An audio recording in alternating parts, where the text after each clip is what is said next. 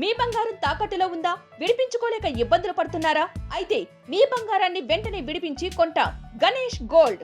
మీరు సంప్రదించాల్సిన ఫోన్ నంబర్లు 9160-266-916, 8712619507. ఖమ్మం జిల్లా సత్తుపల్లి పట్టణంలో విద్యార్థి సంఘాల ఆధ్వర్యంలో విద్యాసంస్థల బంద్కు పిలుపు ఇచ్చారు. ఈ నేపథ్యంలో పలువురు విద్యార్థులు ర్యాలీ నిర్వహించగా పలు విద్యాసంస్థలు బంద్కు సహకరించాయి.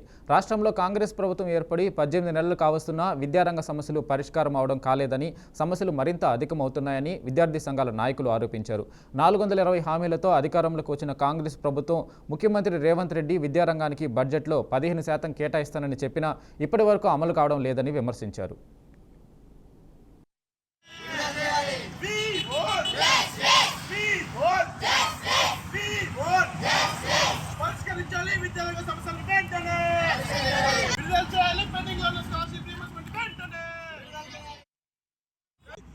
కనబడాలని చెప్పేసి మేము అడుగుతా ఉన్నాము. అదేవిధంగా ప్రభుత్వం జూనియర్ కాలేజ్ చదువుతున్నటువంటి విద్యార్థులకి మధ్యాహ్న భోజనం ఏర్పాటు చేయని చెప్పేసి కూడా మేము చెప్పాము. గతంలో కూడా మీరు ఎలక్షన్ హామీలలో విద్యార్థులకు మధ్యాహ్న భోజనం ఏర్పాటు చేస్తామని చెప్పేసి అన్నారు. మరి నేటికి కూడా మధ్యాహ్న భోజన పథకాన్ని అమలు చేయకుండా మీరు ఎందుకు నిర్వీర్యం చేస్తూ ఉన్నారు? మీరు ఇంటర్మీడియట్ విద్యార్థులు అర్ధాకలతో చదువుకునే పరిస్థితి నేడు రాష్ట్రంలో కనబడతా ఉంది. కాబట్టి ఇప్పటికైనా ప్రభుత్వం స్పందించాలి, తెలంగాణకి విద్యాశాఖ మంత్రిని కేటాయించాలి. అదేవిధంగా పెండింగ్లో ఉన్న స్కాలర్షిప్ రీయింబర్స్మెంట్, బెస్ట్ అవైలబుల్ ఫీజును కూడా విడుదల చేయాలని, గురుకులాలకు సొంత భవనాలు ఏర్పాటు చేయాలని చెప్పేసి కూడా మేము పీడిఎస్గా డిమాండ్ చేస్తూ ఉన్నాము. లేని పక్షంలో అది పీడిఎస్యు, ఏఎస్ఎఫ్, ఎస్ఎఫ్ఐ, వామపక్ష విద్యార్థి సంఘాల ఆధ్వర్యంలో పెద్ద ఎత్తున ఉద్యమాలు చేస్తామని చెప్పేసి కూడా సందర్భంగా మేము ప్రభుత్వాన్ని హెచ్చరిస్తూ ఉన్నాము. నా పేరు వెంకటేష్, పీడిఎస్ ఖమ్మం జిల్లా ప్రధాన కార్యదర్శి. విద్యార్థి సంఘాల ఐక్య కార్యాచరణ కమిటీ ఆధ్వర్యంలో ఈరోజు ఏదైతే బంద్కు పిలుపునిచ్చినటువంటి బంద్లో ఈరోజు సత్తుపల్లి నియోజకవర్గ వ్యాప్తంగా ఏఎస్ఎఫ్, పీడిఎస్యు, ఎస్ఎఫ్ఐ ఆధ్వర్యంలో బంద్ కొనసాగుతూ ఉంది. మేము ఒకటే ప్రభుత్వాన్ని హెచ్చరిస్తూ ఉన్నాం.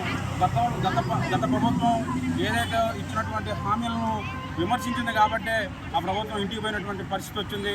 మీరు కూడా 420 హామీలు ఇచ్చి ప్రజలకు 420 హామీల పేరుతో అధికారంలోకి వచ్చినటువంటి మీరు ప్రజాపాలన పేరుతోటి ప్రజాపాలన కొనసాగిస్తున్నటువంటి మీరు ఇవాళ 8,000 కోట్ల రూపాయలు పెండింగ్ స్కాలర్షిప్స్, ఫీజు బకాయిలు తక్షణమే విడుదల చేయాలని చెప్పేసి మేము వామపక్ష విద్యార్థి సంఘాల నాయకులుగా మేము ప్రభుత్వాన్ని డిమాండ్ చేస్తూ ఉన్నాం.